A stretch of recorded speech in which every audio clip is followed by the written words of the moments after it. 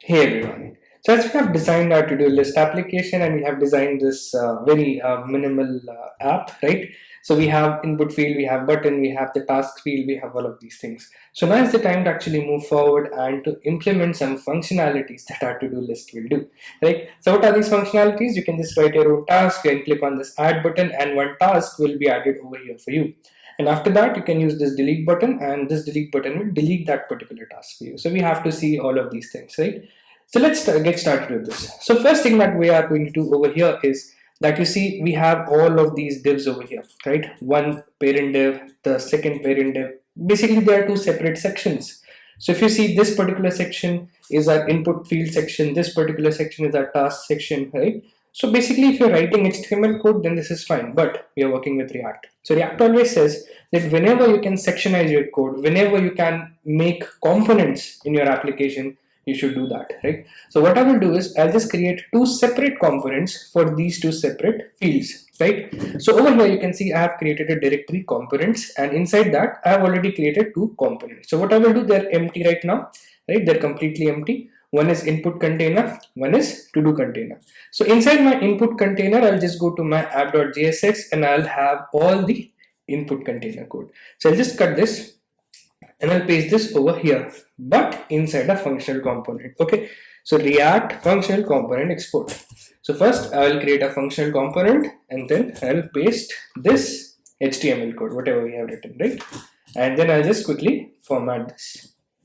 Great. So this is my component, just a simple input container component. Great.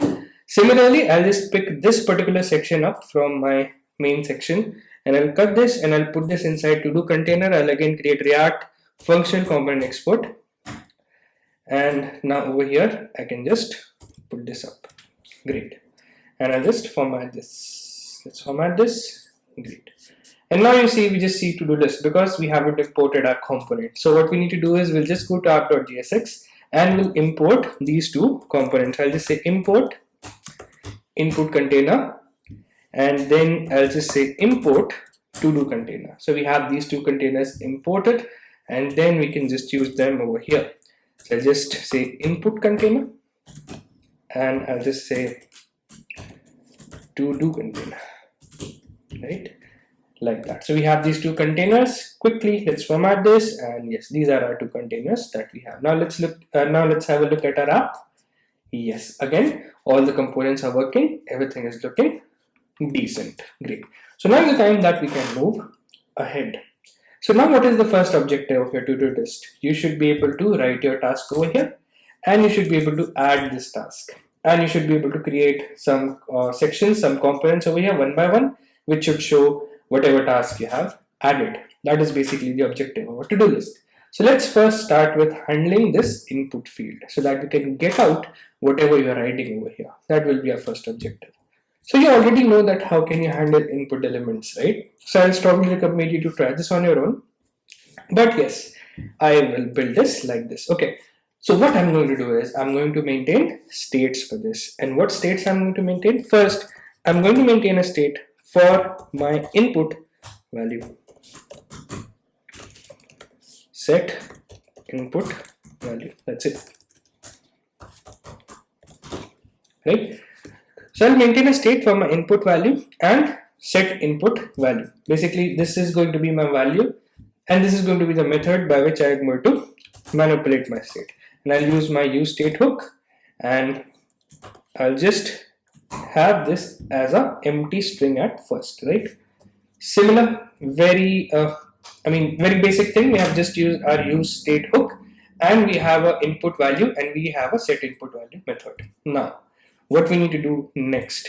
The next thing that I'm going to do over here is I'm going to work with this input container component, right? This is the beauty of React. You can work independently with independent components, right? So I'll just go into my input container. I'll say inside this only, I have my input field. So whatever I'm going to write, I'm going to catch that particular value from here, right? I'm going to get that value from here. So for that, what I will do is I'll just take this out as an input value prop, right? Input value prop, and whatever the input value will be, I'll send this as my value, right? This particular prop. Okay, great. So I have my prop set and I can just go to my app.jsx, and over here I can just say you have an input value prop. Whatever value you're going to receive, whatever value I'm going to write, will be having this value for this only, right?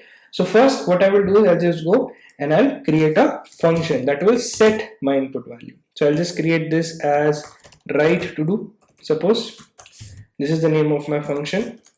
And inside this function, I'll just use the set input value method and I'll say e.target.value. That's it. So whatever value I'm going to write in my input field, this particular method will take that value and set it over here, and we'll just pass it down over here. That's it, right? And this value will be passed down to this particular prop. That is your value prop. Okay, so this is how you can work with your input field, right? We are doing the same thing that we have done, but this time with the help of props, because now we are working with multiple components at once, right? So you'll have to deal with props like this. Okay, so then what we can do is we have passed down our props. So this is done. And now what we can do, we can make this particular function work. So to make this particular function work, I'll just go to my input container again and I'll say that, okay, we are expecting a function as well, that is write to do. And whenever there will be some on change, whenever there will be some change, this write to do function should be called, right? This is the prop, and in place of this prop, we'll just pass down our method. So write to do will get write to do method. Simple like that. And let's not change this right now. Let's try console logging the value and let's see if we're able to get the values or not. And then we'll make use of the method and we'll make changes to our state variable. Okay, so let's check this out. So if I go to my inspect, console, refresh, and let's write something. So I'll just write buy fruits or anything like that. Let me refresh everything. Okay, E is not defined. Just a second. Okay, we'll need to pass E as well. Yes, great. Now let's check this out. Refresh. Buy fruits. Yes, great. FRUITS. Great. So you can see I'm getting all my target values. Buy fruits. Great. So I'm getting all the values. I'm getting all the text that I need to write. So this is perfectly fine. Now I just need to set this as my target value. So I'll just set this over here. Set input value to target value. So whatever I'm going to write in my input value will be set as my input value over here. Great. So now I have my input values. Now I have my text. Now what do I need to do is I just need to add my task. Whatever I have written over here, I can catch that and I can add that as my task. So that's one thing that I can do. So for that, what I'm going to do is I'm going to create another function over here. And this function will be add task or add to do. I mean, whatever you can name this, right? And the job of this function will be to maintain an array, and inside that array, we can add our multiple tasks, right? Because tasks can be multiple, right? If you see, this is just a static task that we have created, go to the class. But after this, we can create some more tasks, buy fruits, buy groceries, go to the gym, anything, right? So there will be multiple classes, there will be multiple tasks for a to-do list. So that's why we need a collection. We need a data structure that can store a collection of these tasks. And what better than array, right? So we'll be using an array over here. But we'll also need to maintain the state for these tasks as well, right? So for that, what I will do is I'll just create another state. So I'll just use state again. I'll just say to-dos and I'll just say set to-dos like that, right? And I'll maintain all of these tasks inside this use state. So I'll just maintain this with an empty array. I'll initialize this with an empty array first because there is no task at first. And after that, when we'll make use of these particular method, that is add to do, then we'll keep on adding tasks over here, right? So basically, as we have added this add to do method, so we'll need to pass this as our prop in our input container as well. So I'll just pass this into our input container, add to do, just like that. And when this particular method will be called, right? This will be called over here with this button. Okay, because when you click on button, then only you are trying to add a task, right? So for this on click, I'll just pass add to do like that. And let's now write this particular function, that what it will do. So first, it will be maintaining this particular state, that is your to-dos state, right? To-dos array, basically. We have initialized this with an empty array. So if, I'll just write if input value is not equal to an empty string, right? Because if it is equal to an empty string, then there is no task, so we do not need to add that. But if it is not equal to an empty string, then there is some task in that input value, right? Because we are setting that task. So this particular value, this particular variable must have some task. So now we'll just add it to our to-dos array. So set to-dos to input value, like that. But if you see, as we have multiple tasks right now, so there will be previous tasks, there will be newer tasks, like that. So that's why it's always better to spread your previous state first, so that you can maintain all of your previous tasks, all of your previous data, and then add your new task, right? So that's what we are going to do over here. So I'll not write it like this, but what I will do is I'll say that get all the previous tasks first. I'll just say previous to-dos, and then update the array. So just spread my previous to-dos, and then I'll update it with the input value, like that. And just simply after that, I'll set my input value to empty string because the task has been added. Just like that. So this function is done, and now we can just pass this function in our add to do prop as well. Just like that. And when we do this, we should be having multiple tasks, but this is to-dos and set to-dos. Okay, so let's console log our to-dos and see if we're now able to add a task to that state, to that to-do state. So I'm going to console log this. Okay, I'm console logging this particular value over here after adding tasks. Let's check this out. So if I go to my input field, I'll just go to inspect console and let's refresh. So now I have empty array because right now there is no task inside this to-dos. And you know why it is showing 2 times? I've only console logged this to-dos 1 time. But in your console, you see all these arrays 2 times. So that is because we have enabled the strict mode in React. And that's why it shows 2 times. So if you remove this strict mode, then it will be visible just for 1 time, right? So that's about it. So basically I have this array. I mean, you can work with you can move the strict mode and you can work with React perfectly for now, right? So let's take this out. So I have this to-dos over here, and now let's add a task. So I'll just add go to the gym, like that, right? And let's add it, and let's see if this task gets added inside the array or not. Great. So we have our first task, go to the gym. Similarly, let's add a second task, buy fruits, and let's add this. Great. We have our second task as well. Let's add buy groceries, and yes, this is also here. So now you see this particular array is maintaining all of your tasks, the previous task as well as the latest task, right? That's why we have added this spread operator. If you do not add this spread operator, if you do not write your code like this, it will only maintain the latest task, right? So your array will lose the previous data. So that's why you should always use this spread operator technique if you want to maintain a collection, right? So that's about it. So now we have this array. We have created this array. Now we just need to get all of these tasks one by one out, and we'll just show it in our screen inside this component, right? And you now very well know that how can you get an array and you can show all of their elements, right? All of the array's element.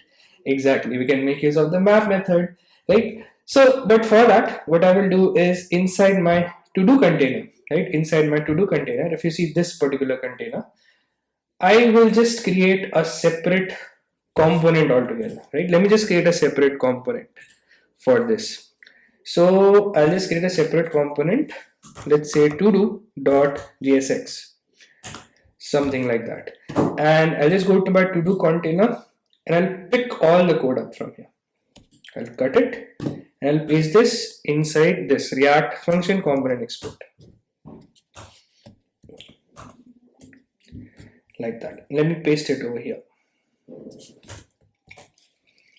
Just like that. Let's format this document. And great. So this particular task area, right? This is your task. This is your to-do task. that is over here, and now you have your to-do container.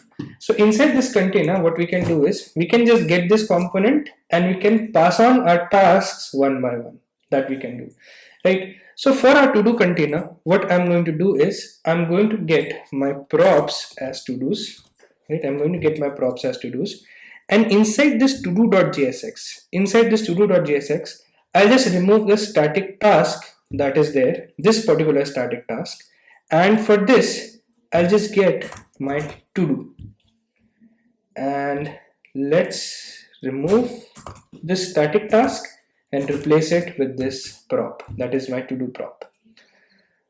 Okay, and action button, checkbox, delete button, everything will work exactly like that, right?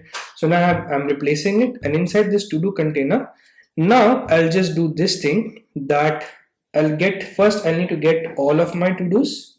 So how am I going to get all of my to-dos? I'll just go to app.jsx, and from here I'll just pass the to-dos prop, and I'll just pass all of my to-dos at once, right? So I've passed all the to-dos, and now these to-dos will be passed to our props, and now we can go to our to-do container. So we have all of our to-dos, and now for all the to-dos, what we can do, we can just map each and every one of them. So I'll just map each and every one of them. I'll say get all my to-do one by one, right? To-dos dot map. Okay, just let me write it correctly. So to-dos dot map, for every to-do, what we'll be doing is we'll just return the to-do element, that is the to-do element that we have created, right? So for every task we're going to return our to-do element, and for the to-do prop we're going to pass our task, just like that, right? So we're passing our task, so this will take our task and it will show it in its component. Great. So now let's check it. So now everything is not here, nothing is over here. We can just go over here, we can add a task, buy fruits, right? Let's click on add button. Yes, buy fruits is getting added. Let's click go to the gym. Go to the gym is getting added. Let's say buy groceries. Groceries is getting added, right? So we have now been able to add all of our tasks, right? So now basically the next thing that we need to do is to make this delete button work. So how are you going to make this delete button work? So when you click on this delete, this delete, this delete, nothing is working right now. So we need to attach an event to this delete, so that this delete will also know that whenever this button is clicked, it needs to delete a specific kind of a task. It needs to delete the corresponding task to it, right? So how are you going to implement that? Very easy, right? What we need to do, we just need to identify the index of these tasks. And after identifying the index, we can just say that, okay, wherever it has been clicked, identify the index and delete that task.